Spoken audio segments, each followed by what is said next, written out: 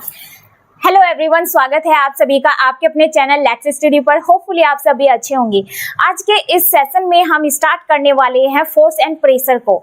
इन दोनों टॉपिक को आज हम यहाँ पर डिस्कस करने वाले हैं। तो चलिए सभी एक बार वीडियो को देखने से पहले वीडियो को लाइक शेयर कर दीजिए। तो चलिए स्टार्ट करते हैं फोर्स। तो देखिए फोर्स के बारे में मैंने यहाँ पर कुछ पॉइंट लिखे हैं, उनको हम वन बाय वन यहाँ पर डिस्कस करते हुए चलेंगे। तो फर्स्ट पॉइंट में मैंने लिखा फोर्स क्या है, ए पुल और ए पुश। तो मैंने यहाँ पर लिखा फोर्स क्या है, एक तरीके से बल व धक्का या खिंचाव है जो एक वस्तु दूसरी वस्तु पर आरोपित करती है। बिल्कुल सही है। देखिए जब दो वस्तु, देखिए जो बल होता है, बल दो वस्तुओं के मध्य ही लगता है। लाइक मैं बात करूं, देखिए मेरे पास एक बड़ा पत्थर का टुकड़ा है जिसको मैं, देखिए अगर मैं उस पत्थर के टुकड़े को ऐसे आगे की ओर उसको धकेल रही हूं तो मैं उसको क्या कर रही हूं, मैं उसको पुश कर रही हूं पत्थर के टुकड़े को। और अगर मैं दूसरी साइड जाके उस पत्थर के टुकड़े को ऐसे अपनी ओर उसको खींचती हूँ, एक रस्सी उसके ऊपर बांध के मैं उसको अपनी ओर ऐसे खींच रही हूँ, तो इस तरीके से हम कह सकते हैं जो फोर्स है वो एक पुल और पुश है, यानी एक धक्का और खिंचाव होता है फोर्स। क्या ये अपने आप में कंप्लीट डेफिनेशन है? नहीं। बल अपने आप में एक धक्का या खिंचाव अपने आप में एक कंप्लीट डेफिनेशन नहीं है। देखिए बल, जो ये बल है, बल के अलग और डिफरेंट एस्पेक्ट होते हैं, उन्हीं को अब यहाँ पर हम देखने वाले हैं। बिल्कुल सही बात है, जो हम फोर्स लगाते हैं किसी वस्तु पर वो पुल और पुश ही होता है, लेकिन इसके अतिरिक्त भी बल का अपनी अलग अलग सिचुएशन पर फोर्स डिपेंड करता है। लाइक मैंने यहाँ पर दूसरा जो देखिए यहाँ पर जो मैंने पॉइंट लिया है, a force can stop a moving object. देखिए जो फोर्स होता है, जो बल होता है, वो चलती हुई ऑब्जेक्ट को स्टॉप कर सकते हैं, यानी चलता हुआ जो वस्तु गतिमान है अपनी स्थिति में, तो फोर्स उसको रोक भी सकता है। तो देखिए कोई मैंने यहाँ पर एग्जांपल पत्थर का लिया, कहीं से वो पत्थर कुछ दूरी से लुढ़कता हुआ मेरे पास आ रहा है, तो मैं चाहूं तो देखिए जो लुढ़कता हुआ पत्थर आ रहा है, तो अगर मैं उसको रोकना चाहूँ तो रोक सकती हूँ। जैसे वो पत्थर आ लुढ़कता हुआ है, उस पत्थर के सामने कोई बच्चा है, अगर मुझे उस पत्थर को ऐसे अपने आप वो आता रहता है, मतलब कोई नहीं है उसके सामने, तो लुढ़कता रहे, क्या फर्क पड़ रहा है। लेकिन देखिए अगर उस पत्थर के सामने कोई बच्चा खेल रहा है और उसको नहीं दिखाई दे रहा है वो पत्थर है, तो मैं उसको जाके उसको रोक सकती हूँ ना। वो ऑब्जेक्ट यानी जो पत्थर लुढ़कता हुआ आ रहा है वो अपने आप में क्या है, गतिमान है। तो यहाँ पर इसी पॉइंट में वही है कि force can stop a moving object. तो हम फोर्स लगा के, मैं उस पत्थर को फोर्स लगा के क्या कर रही हूँ, उस पत्थर को स्टॉप ही तो कर रही हूँ उस बच्चे को बचाने के लिए। तो इस तरीके से फोर्स को हम स्टॉप कर सकते हैं, यानी कोई गतिमान ऑब्जेक्ट है, कोई ऑब्जेक्ट गति करते हुए आ रहा है तो हम उसको स्टॉप भी कर सकते हैं। नेक्स्ट पॉइंट देखिए, a force can change the speed of a moving object. तो यहाँ पर देखिए फोर्स चेंज कर रहा है आते हुए ऑब्जेक्ट की स्पीड को, है ना। तो देखिए वो जो ऑब्जेक्ट है वो आ रहा है, जैसे वो इसी पत्थर वाले ऑब्जेक्ट को दिखा रही हूँ, यहाँ पर अलग अलग ऑब्जेक्ट नहीं ले रही हूँ। तो मान लीजिए वो आता हुआ जो पत्थर है, मैंने उसको रोका, तो मैं उस पत्थर की स्पीड को दूसरी डायरेक्शन में उसको फेंक देती हूँ। तो मैंने उस आते हुए पत्थर की स्पीड को, उस ऑब्जेक्ट को मैंने क्या कर दिया, उसकी स्पीड को चेंज कर दिया है। तो इस तरीके से फोर्स चेंज कर सकता है मूविंग ऑब्जेक्ट को, यानी हम गतिमान अगर कोई ऑब्जेक्ट है, आ रहा है, चलता हुआ हम देख रहे हैं, तो हम उसकी स्पीड को भी चेंज कर सकते हैं। तो यहाँ पर इस तरीके से हम स्पीड को चेंज कर सकते हैं। नेक्स्ट पॉइंट देखिए, a force can change the direction of a moving object. तो इस तरीके से हम मूविंग ऑब्जेक्ट की डायरेक्शन को भी चेंज कर सकते हैं, जो फोर्स है वो डायरेक्शन को भी चेंज कर सकता है। तो मैंने देखिए एक तरीके से मैंने क्या किया, वहां पर हम इसी एग्जाम्पल को ले सकते हैं। वो आता हुआ पत्थर को मैंने दूसरी साइड फेंका, तो मैंने क्या कर दिया है, मैंने उसकी डायरेक्शन को चेंज कर दिया है ना। तो उसके डायरेक्शन को चेंज कर दिया। दूसरा स्पीड के लिए मैं एक और एग्जांपल लेती हूँ। जैसे कोई लुढ़कती हुई बॉल आ रही है, वो आ रही है, गतिमान है, और उस लुढ़कती बॉल को लेकर मैं चलती हुई जो बॉल आ रही है, उसी बॉल को मैं फिर से उसे उठाकर बहुत तेज स्पीड से उसको फेंक देती हूँ। तो मैंने उस गतिमान ऑब्जेक्ट को क्या कर दिया, उसकी स्पीड को एक तरीके से बढ़ा दिया है। तो यहाँ पर मैंने दो एग्जांपल लिए, उस पत्थर को आते हुए को, अगर मैं उस पत्थर की स्पीड को और तेज कर दूं, या फिर मैंने दूसरा एग्जांपल बॉल को लिया है। कोई भी हर वो ऑब्जेक्ट जो चलता हुआ आ रहा है, अगर उसकी लो स्पीड को हम चाहे तो हम उसे हाई स्पीड में भी हम उसकी स्पीड को घटा सकते हैं, बढ़ा सकते हैं। बात है यहाँ पर स्पीड की, कि फोर्स जो है मूविंग ऑब्जेक्ट की स्पीड को भी चेंज कर सकता है। ऑब्जेक्ट कुछ भी हो सकता है, पत्थर का टुकड़ा हो या फिर कोई बॉल आ रही हो लुढ़कते हुए, तो हम कह सकते हैं कि जो फोर्स है वो जो मूविंग ऑब्जेक्ट है उसकी स्पीड को भी चेंज कर सकता है। नेक्स्ट देखिए यहाँ पर, if force can change the direction of him, direction की हमने बात कर ली है। जो वो ऑब्जेक्ट, जो पत्थर आ रहा था लुढ़कते हुए, तो उस बच्चे को बचाते हुए मैंने उसकी क्या डायरेक्शन को चेंज कर दिया, सीधा ना आते हुए मैंने उसे रोका, उस पत्थर को रोका और उसको दूसरी साइड में फेंक दिया, तो मैंने उसकी क्या कर दी, वहां पे डायरेक्शन चेंज कर दी है। नेक्स्ट देखिए, if force can change the size and shape of A object, यहाँ पर देखिए जो फोर्स है वो चेंज कर सकता है साइज एंड शेप ऑब्जेक्ट की। यहाँ पर मैं दूसरा एग्जांपल ले लेती हूँ। जैसे आपने देखा, स्प्रिंग को देखा है सभी ने, तो स्प्रिंग ऐसे स्पाइरल फॉर्म में, स्प्रिंग ऐसे स्पाइरल फॉर्म में स्प्रिंग होता है। अगर मैं इस स्प्रिंग को ऐसे स्ट्रेच कर दूं, तो मैंने इसका क्या कर दिया, इसकी शेप में मैंने चेंज कर दिया है ना। तो यहाँ पर वो दिया है कि force can change the size and shape. तो मैंने ये स्प्रिंग है इस तरीके से, ये इसकी अलग शेप है। अब मैं इसके साइज को चेंज कर सकती हूँ, तो मैंने इसके ऐसे स्ट्रेच किया, तो मैंने इसकी शेप को चेंज कर दिया है। तो इस तरीके से यहाँ पर हम फोर्स लगा करके चेंज कर सकते हैं किसी ऑब्जेक्ट की साइज एंड शेप को। तो टोटली हम कह सकते हैं, क्या कह सकते हैं, हम कह सकते हैं जो फोर्स है, फोर्स एक तरीके से क्या है, फोर्स में हम क्या कर सकते हैं, हम किसी वस्तु की शेप और साइज को चेंज कर सकते हैं, हम उसके डायरेक्शन को चेंज कर सकते हैं, हम ऑब्जेक्ट की लेंथ को भी चेंज कर सकते हैं, यानी उसकी लेंथ को भी यहाँ पर एक तरीके से चेंज कर सकते हैं। लेंथ की मैं बात करूँ तो देखिए, लेंथ में मैं बात करूं, जैसे मेरे पास कोई यहाँ पर टब लिया मैंने, मान लीजिए ये एक टब है। यहाँ पर मैंने टब में मैंने ऐसे हॉरिजॉन्टली ईंट को रख दिया, एक ईंट को रख दिया, फिर इसी ईंट को मैंने उसी टब में इस ईंट को ऐसे खड़ा करके रख दिया। तो इस तरीके से हम किसी ऑब्जेक्ट की लेंथ को भी क्या कर सकते हैं, उसकी लेंथ में चेंज कर सकते हैं किसी ऑब्जेक्ट की। तो टोटली हम कह सकते हैं जो फोर्स है, फोर्स एक तरीके से क्या है, किसी वस्तु, किसी ऑब्जेक्ट की शेप साइज में हम चेंज कर सकते हैं, डायरेक्शन में चेंज कर सकते हैं, हम उसकी लेंथ को चेंज कर सकते हैं, हम मूविंग करते हुए ऑब्जेक्ट की स्पीड को रोक सकते हैं, स्पीड को चेंज कर सकते हैं। तो इस तरीके से हमने यहाँ पर इसके डिफरेंट यहाँ पर इसकी फोर्स की हमने यहाँ पर सिचुएशन को देखा। तो इस तरीके से मैंने यहाँ पर बोला था कि जो फोर्स है वो अपने आप में पुल और पुश नहीं है। आगे भी देखिए इसकी और भी है जो फंक्शन है, देखिए यहाँ पर। अब यहाँ पर मैंने दो एग्जाम्पल और लिए हैं। देखिए यहाँ पर ये मान लीजिए एक बॉक्स है, एक भारी बॉक्स है। इस बॉक्स पर ये दो पर्सन यहाँ पर इस पर फोर्स लगा रहे हैं, है ना। तो यहाँ पर देखिए ये एक क्या है, यहाँ पे ये एक ऑब्जेक्ट है, इस पर ये दोनों व्यक्ति क्या लगा रहे हैं, एक ही डायरेक्शन से फोर्स लगा रहे हैं, है ना। इसको आगे की ओर ऐसे पुश कर रहे हैं, एक्सटर्नल फोर्स लगा रहे हैं, इस पे ऐसे आगे की ओर खिसकने के लिए दोनों व्यक्ति एक ही डायरेक्शन में लगा रहे हैं। तो यहाँ पर हम क्या फॉर्मूला लगा सकते हैं, तो फोर्स लग रहा है, दोनों व्यक्ति लगा रहे हैं F1 प्लस F2। तो इस तरीके से हम इनका फोर्स को काउंट कर सकते हैं। जब दो व्यक्ति एक ही ऑब्जेक्ट को पुश कर रहे हैं, धकेल रहे हैं, तो वो एक ही डायरेक्शन से धकेल रहे हैं।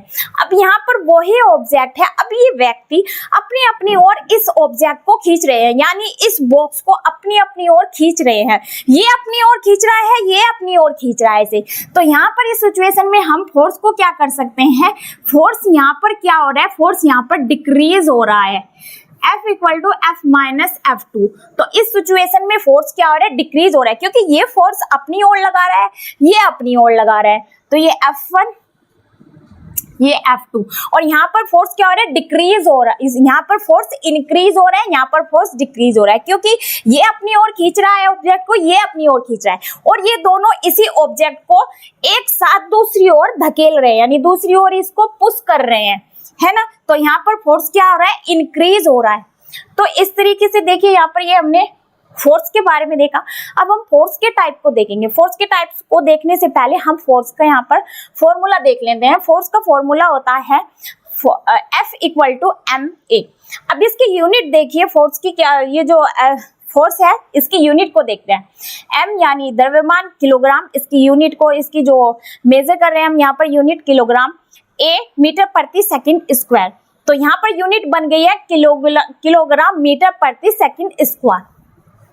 अगर हम सीजीएस पद्धति में हम बात करें, सीजीएस पद्धति में होता है डाइन।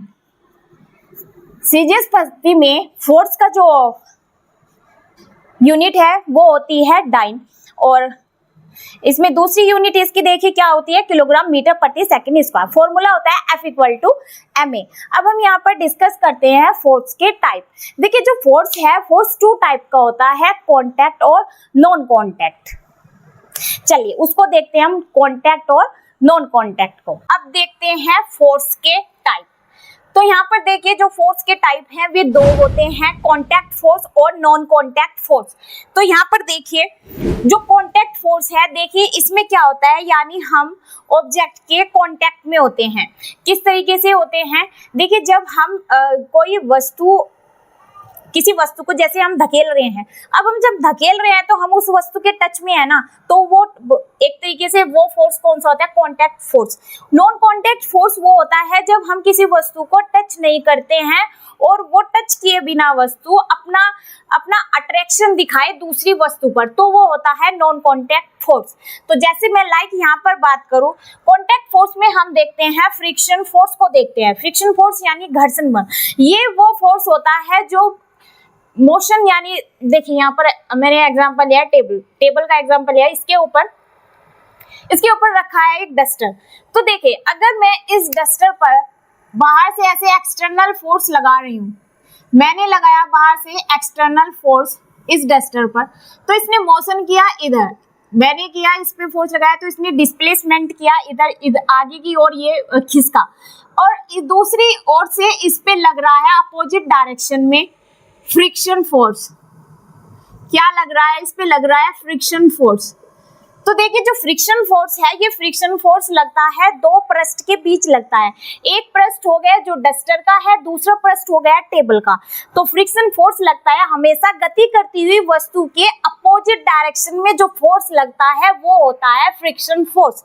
तो इस तरीके से फ्रिक्शन फोर्स लगता है जब वस्तु मूव कर रही होती है, तो उसके अपोजिट डायरेक्शन में जो फोर्स लगता है वो फ्रिक्शन फोर्स होता है। और जो फ्रिक्शन फोर्स है एक तरीके से ये ऑब्जेक्ट के, यानी इस मोशन करती हुई वस्तु के कांटेक्ट में है, तो इस तरीके से ये क्या हुआ, कांटेक्ट फोर्स।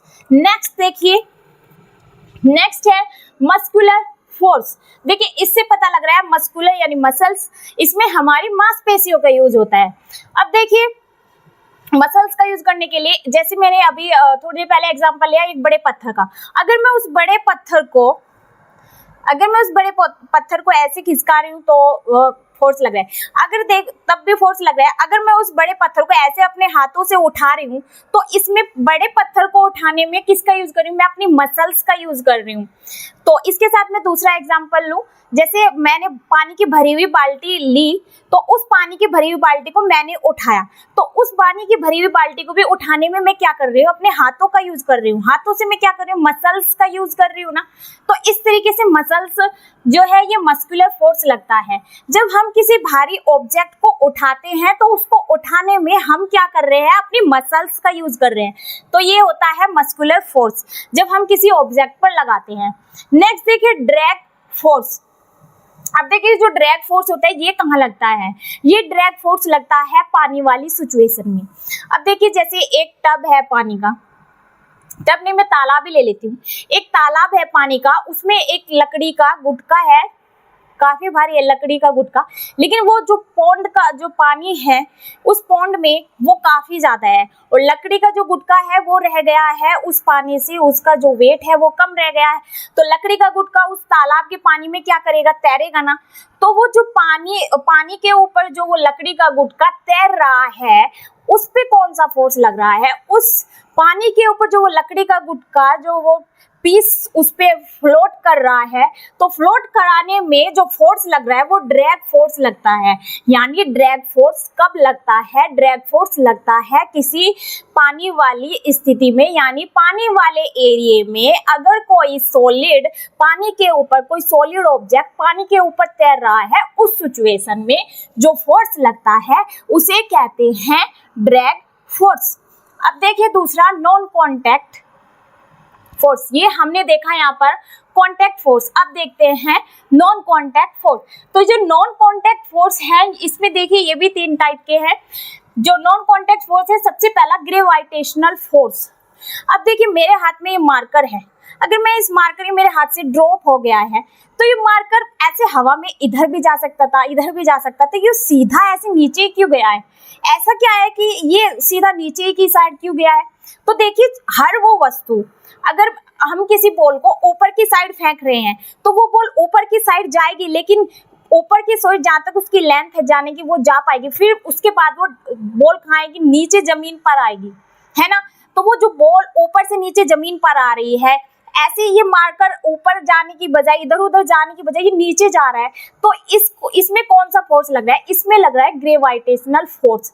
और ये एक तरीके से ग्रेविटेशनल फोर्स कैसा लग रहा है? इसने, इस ग्रेविटेशनल फोर्स ने इस मार्कर को टच तो नहीं किया, जबकि हमने यहाँ पर फ्रिक्शन फोर्स में, मस्कुलर फोर्स में, ड्रैग फोर्स में हमने क्या देखा? यहाँ पर कांटेक्ट हो रहा है ऑब्जेक्ट के साथ, यहाँ पर भी ऑब्जेक्ट के साथ कांटेक्ट हुआ, ड्रैग के साथ भी ऑब्जेक्ट, यहाँ पर ऑब्जेक्ट के साथ, यहाँ पर भी, यानी इन तीनों में क्या हो रहा है? एक तरीके से कांटेक्ट हो रहा है, जबकि यहाँ पर कोई ऐसा हमने यहाँ पर कोई कांटेक्ट नहीं लगाया है ना। तो ये जो ग्रेविटेशनल फोर्स है ये क्या लग रहा है? ये विदाउट कांटेक्ट के फोर्स लग रहा है ना। तो देखिए यहाँ पर इस तरीके से, अब पेड़ों से जो फल टूटते हैं वे भी तो ऊपर जा सकते हैं, इधर उधर जा सकते हैं, तो वो पेड़ों से जो फल टूट रहा है वो भी तो नीचे जा रहा है, तो वो जो फल एक तरीके से नीचे जा रहा है, मारकर नीचे गिर रहा है, तो नीचे से कौन सा फोर्स लग रहा है? ये जो कौन सा फोर्स है ये होता है ग्रेविटेशनल फोर्स, जो हम हर वस्तु को अपनी ओर खींचता है। अब मैं भी यहाँ पर खड़ी हूँ, तो मेरे खड़े होने में भी कौन सा फोर्स लग रहा है? ग्रेविटेशनल फोर्स लग रहा है, और ये फोर्स होता है एक तरीके से नॉन कॉन्टैक्ट फोर्स। नेक्स्ट देखिए मैग्नेटिक फोर्स। ये जो मैग्नेटिक फोर्स है इसे बोलते हैं चुंबकीय बल।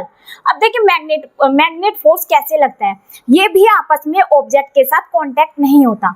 कैसे नहीं होता? तो देखिए जो मैग्नेट होती है, लोहे की आप चाहे 1 किलो, लोहे का चाहे आप बड़ा टुकड़ा लो, या लोहे के गेट को ले लो, तो जो चुंबक होती है ना, जब भी चुंबक देख लेगी कि लोहे की कोई वस्तु उसके पास में है, अगर देखिए ये मैंने इतनी दूरी पर मैग्नेट ली और लोहे की वस्तु इतनी दूर पर है, तो ये चुंबक इस लोहे के ऑब्जेक्ट पर अपना फोर्स लगाएगी इतनी दूरी से, ये चुंबक इस लोहे की वस्तु पर ऐसे चिपक जाएगी। तो इस तरीके से ये वाला मैग्नेट जो फोर्स है ये कैसा लग रहा है? विदाउट कॉन्टेक्ट के लग रहा है, कोई चीज इसमें हेल्प तो नहीं कर रही है इसको चिपकाने में। तो ये कौन सा फोर्स हुआ? मैग्नेट वाला। ये भी कौन सा हुआ? नॉन कॉन्टैक्ट फोर्स हुआ।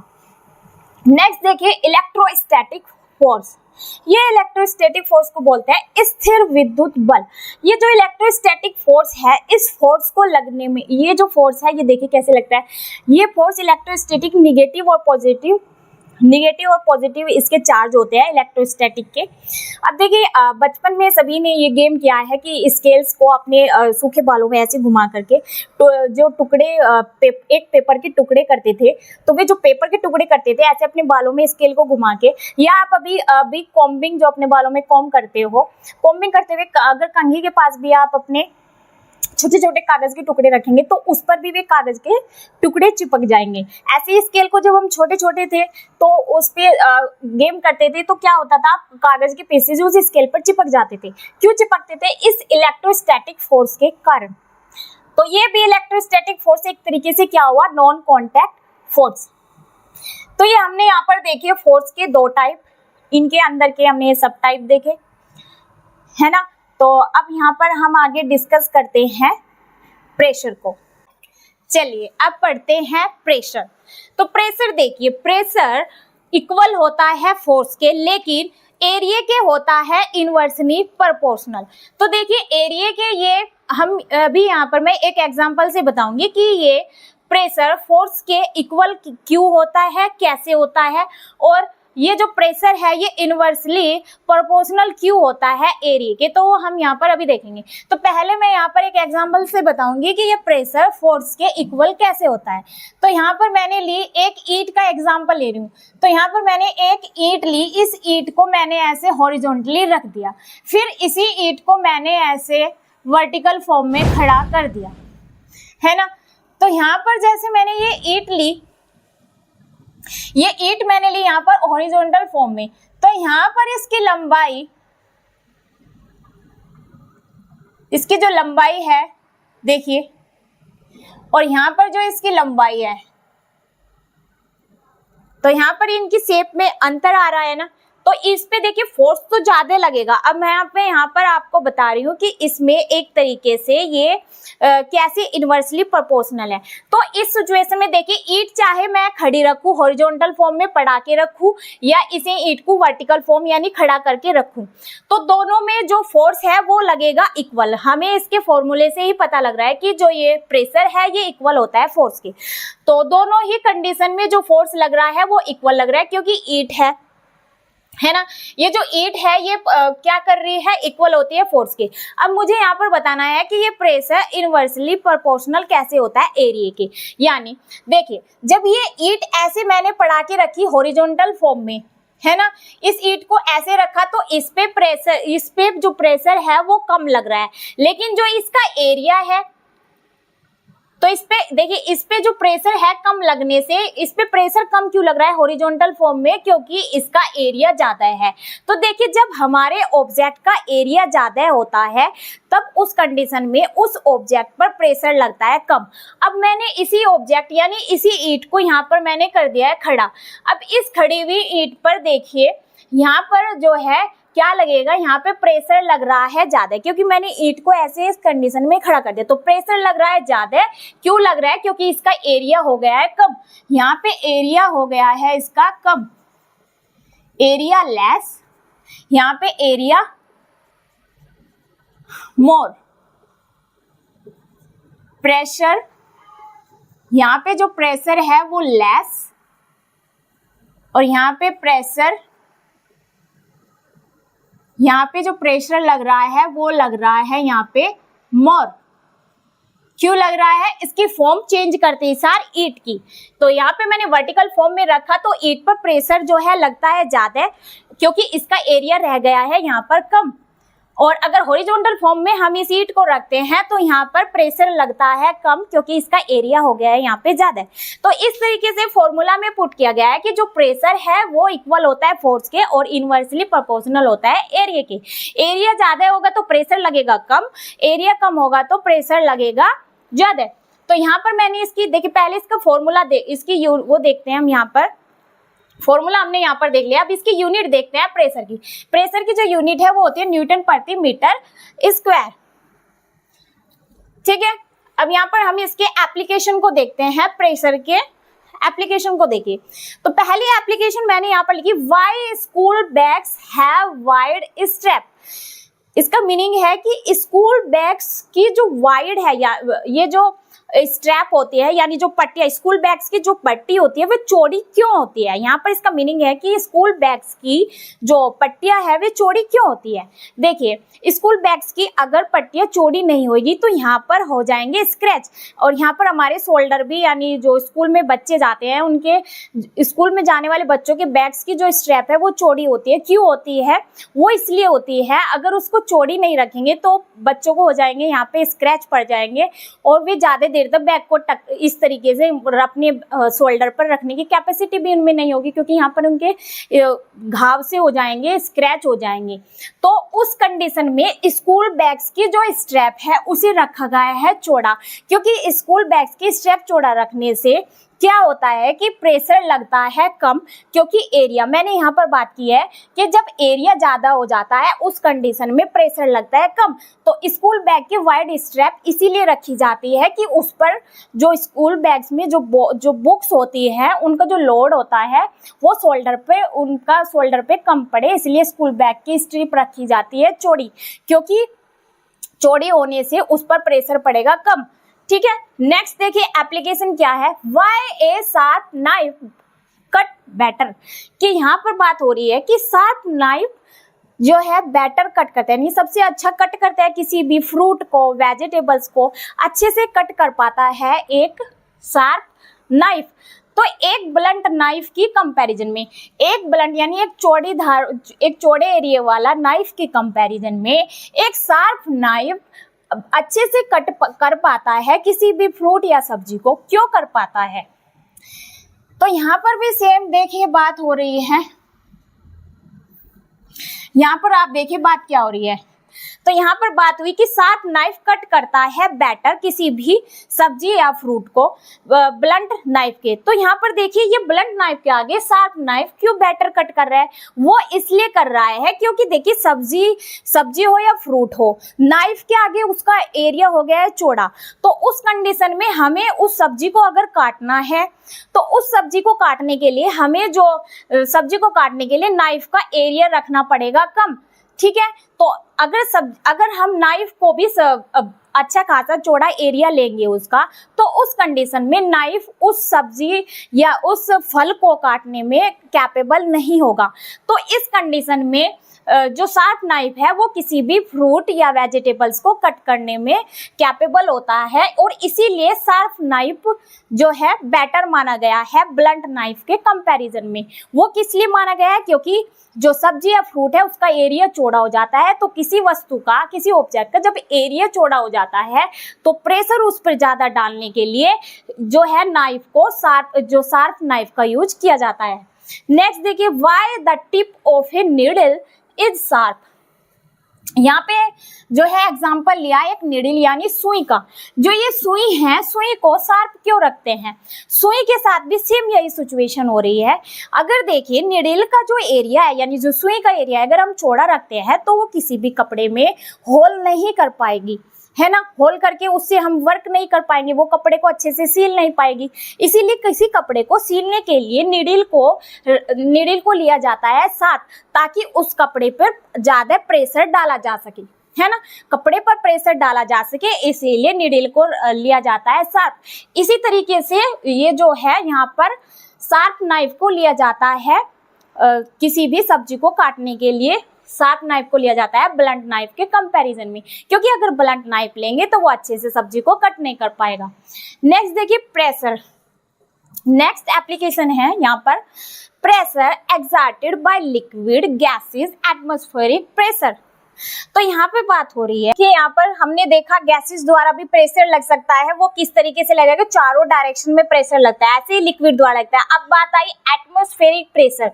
क्या एटमॉस्फेरिक प्रेशर द्वारा भी प्रेशर लगता है? बिल्कुल, एटमॉस्फेरिक प्रेशर द्वारा भी प्रेशर लगता है। अब देखिए हम जितना पहाड़, देखिए अगर हम डेप्थ में चले जाते हैं या हम जितना पहाड़ों की ओर ऊपर की ओर जाते रहते हैं, तो पहाड़ वाला इलाका कैसा होता है? ऊपर की ओर चढ़ाई वाला इलाका होता है ना पहाड़ का। तो जितना हम चढ़ाई वाले एरिया में जितना हम ऊपर चले जाते हैं, एटमॉस्फेरिक प्रेशर उतना ही कम लगता है। और एटमॉस्फेरिक प्रेशर ज्यादा कब लगता है? जितना हम डेप्थ में चले जाते हैं। जैसे मैं समुद्र की बात करूं, अगर हम समुद्र में जा रहे हैं, नीचे डेप्थ में जा रहे हैं, उस कंडीशन में एटमॉस्फेरिक प्रेशर ज्यादा लगता है। तो मैं यहाँ पर एग्जांपल लिखती हूँ, सी में यानी सी में हम जा रहे हैं तो यहाँ पे प्रेशर, एटमॉस्फेरिक प्रेशर डेप्थ में ज्यादा लगता है। इन डेप्थ एग्जाम्पल लिखते हैं सी यानी समुद्र। समुद्र क्या हुआ? डेप्थ वाला area. In depth atmospheric pressure ज्यादा। कौन सा प्रेशर लग रहा है? ये एटमॉस्फेरिक प्रेशर।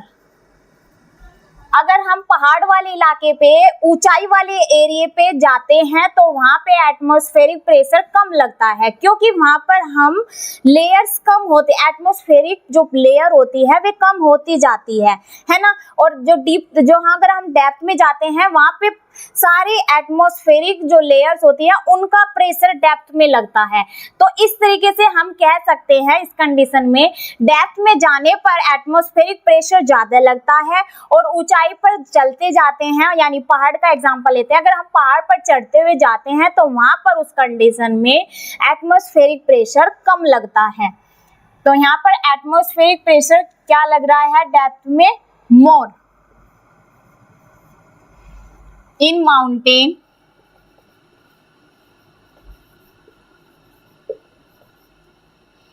एटमॉस्फेरिक प्रेशर, यहाँ पे एटमॉस्फेरिक प्रेशर माउंटेन पे कैसा लगेगा, लेस। ठीक है, तो ये हमने यहाँ पर प्रेशर देखा। अब देखिए एग्जाम में, प्रीवियस ईयर एग्जाम में एक क्वेश्चन आया हुआ है। देखिए मेरे पास एक पानी का टैंक है, ये है एक पानी का टैंक, इस तरीके से मान लीजिए, लगेगा यहाँ पर आपको बोतल जैसा, ये मान लीजिए एक पानी का टैंक है। एक इसमें होल मैंने यहाँ पर किया, दूसरा होल यहाँ पर मिड में किया, तीसरा होल यहाँ पर किया। अब मुझे बताइए ये जो मैंने टैंक में यहाँ पर होल किया, इस होल में से जो प्रेशर है पानी का वो ज्यादा कहाँ से लगेगा, सबसे ऊपर वाले होल में से, या सब मिडिल वाले में से, या नीचे वाले होल में से? तो बताइए किस में लगेगा। देखिए सबसे ज्यादा जो पानी का जो प्रेशर पड़ेगा वो पड़ेगा, सबसे ज्यादा कहाँ से पड़ेगा, नीचे वाले पे पड़ेगा। क्योंकि यहाँ पर देखिए ऊपर वाले से जो पानी अगर नीचे की ओर आता है तो यहाँ पर तो ये एरिया खत्म हो जाएगा ना, तो ये तो खाली हो गया है, तो यहाँ पे पानी की जो स्पीड है वो कम हो जाएगी, यहाँ पे भी कम रहेगी, और सबसे ज्यादा जो पानी की स्पीड होगी वो सबसे नीचे वाले से रहेगी। कहाँ से होगी पानी की स्पीड सबसे ज्यादा, पानी का जो प्रेशर होगा टैंक से या कोई बंद कंटेनर से। प्रीवियस एग्जाम में क्वेश्चन आ सकता है, फॉर्म चेंज होती रहती है, लेकिन इस एस्पेक्ट को, इस यहाँ पर इस कॉन्सेप्ट को आप समझने की कोशिश कीजिए। अगर किसी बंद कंटेनर में, अगर हम बोतल से बात करें कि बोतल में पूछा जाए कि बोतल में सबसे ऊपर हम होल कर दे या बीच में कर दे या नीचे में होल कर दिए, 3 होल कर दिए, इन 3 होल में से सबसे ज्यादा जो पानी का प्रेशर है वो कहाँ से होगा, सबसे ज्यादा पानी का प्रेशर होगा नीचे वाले होल से। क्योंकि यहाँ पर देखिए सबसे ऊपर वाले से तो पानी का प्रेशर बहुत कम होगा, यहाँ पे खाली हो जाएगा, फिर थोड़ी देर बाद ये भी खाली हो जाएगा, यहाँ पे सबसे एंड में जाके पानी खत्म होगा। तो इस तरीके से हम कह सकते हैं सबसे नीचे वाले होल से पानी का प्रेशर ज्यादा होगा। तो यहाँ पर हम इसको लिख सकते हैं, इसको मान लेते हैं A, B, C। तो C वाले होल से ज्यादा पानी का प्रेशर होगा B के कंपैरिजन में, B का प्रेशर पानी का ज्यादा होगा A के कंपैरिजन में। तो हमारा करेक्ट ऑप्शन ये होगा क्वेश्चन के अकॉर्डिंग। ठीक है, अब देखिए ऐसे ही मैं अगर एक सर्कुलर बॉल ले लेती हूँ, या कोई बैलून ले लेते हैं, कोई गोल वाला एरिया ले लेते हैं, बॉल ले लेते हैं। अगर बॉल में हम ऐसे होल कर देंगे, उस बॉल में हम पानी कर देते, छोटे छोटे छेद कर देते हैं, तो ऐसे चारों तरफ उसमें छेद कर दी, तो इस कंडीशन में ज्यादा पानी का प्रेशर कहाँ से होगा, इस कंडीशन में पानी का प्रेशर चारों ओर से लगेगा। क्योंकि यहाँ पर इसकी कोई हाइट की बात नहीं हो रही है, इस बॉल के अंदर, इस गोल शेप के अंदर किसी हाइट की बात नहीं हो रही है, तो होल हो रहा है यहाँ पे, तो इन होल से पानी चारों डायरेक्शन से निकलेगा। ठीक है, तो यहाँ पे हाइट की बात हो रही है, इस कंडीशन में यहाँ पर इस तरीके से पानी का प्रेशर ज्यादा होगा। नेक्स्ट एप्लीकेशन देखिए लास्ट, इसमें क्वेश्चन किया जा रहा है क्या प्रेशर लिक्विड पे लगता है, क्या प्रेशर गैसेस पे लगता है, क्या प्रेशर एटमॉस्फेरिक, ये जो प्रेशर है क्या एटमॉस्फेरिक प्रेशर पर लगता है। तो देखिए यहाँ पर, तो यहाँ पर हम देखते हैं सबसे पहले प्रेशर जो है लिक्विड्स द्वारा क्या प्रेशर लगता है। बिल्कुल, देखिए लिक्विड्स द्वारा प्रेशर लगता है। मान लीजिए मेरे पास एक कंटेनर है, एक ऑयल कंटेनर है। क्या है मेरे पास, एक ऑयल कंटेनर। अब देखिए इस ऑयल कंटेनर ये चारों तरफ से बंद है, इसमें कोई होल नहीं है, सिर्फ एक होल है जो ढक्कन वाला एक एरिया है जिससे हम ऑयल बाहर निकालेंगे। अब जो ये बंद कंटेनर मेरे पास विदाउट किसी होल के, मेरे पास सिर्फ एक होल है जहां से ऑयल निकालेंगे, तो ये एक ऑयल कंटेनर है, इसके अंदर क्या है, लिक्विड है। लिक्विड कौन सा है, ऑयल है इसके अंदर। तो ऑयल देखिए यहाँ पर क्वेश्चन किया जा रहा है क्या प्रेशर एक्सर्टेड होता है लिक्विड द्वारा। बिल्कुल सही। तो देखिए इस कंटेनर द्वारा, कंटेनर के अंदर लिक्विड है, तो इस ऑयल के द्वारा चारों तरफ से प्रेशर लगता है। तो यहाँ पर क्वेश्चन ये पूछा जा रहा है कि बिल्कुल यस, एक लिक्विड द्वारा भी प्रेशर लग सकता है। तो यहाँ पर क्वेश्चन ये पूछा जा रहा है कि क्या लिक्विड द्वारा प्रेशर लगता है, तो बिल्कुल सही बात है, चारों डायरेक्शन में, ऑल डायरेक्शन में लिक्विड्स द्वारा प्रेशर लग सकता है। नेक्स्ट पूछा गया है कि क्या प्रेशर गैसेस द्वारा भी लगता है, बिल्कुल गैसेस द्वारा भी प्रेशर लग सकता है। अब देखिए यहाँ पर मैं बात करूँ तो देखिए जो गैस आप जो चिप्स खाते हैं, जो कुरकुरे हुए या बिंगो हुए और डिफरेंट टाइप्स के जो चिप्स होते हैं, उनमें क्या फील होती है, उनमें गैस भरी हुई होती है ना। तो वो देखिए उस पैकेट के अंदर जो गैस भरी हुई है, वो पैकेट के अंदर गैस एक तरीके से उस पैकेट के चारों तरफ के एरिए पे क्या लगा रही है, प्रेशर लगा रही है। तो यहाँ पर ये भी बात सही है कि एक गैसेस द्वारा भी प्रेशर लगता है। एटमॉस्फेरिक प्रेशर, अब देखिए क्या एटमॉस्फेरिक प्रेशर द्वारा भी प्रेशर लगता है, इसको हम अभी यहाँ पर अच्छे से देखते हैं। चाहे तो आप एक स्क्रीनशॉट यहाँ से ले सकते हैं। चलिए फिर आज के सेशन को यहीं पर खत्म करते हैं, मिलते हैं नेक्स्ट वीडियो में। If you understood this video then please like, subscribe and share to my channel and thank you so much.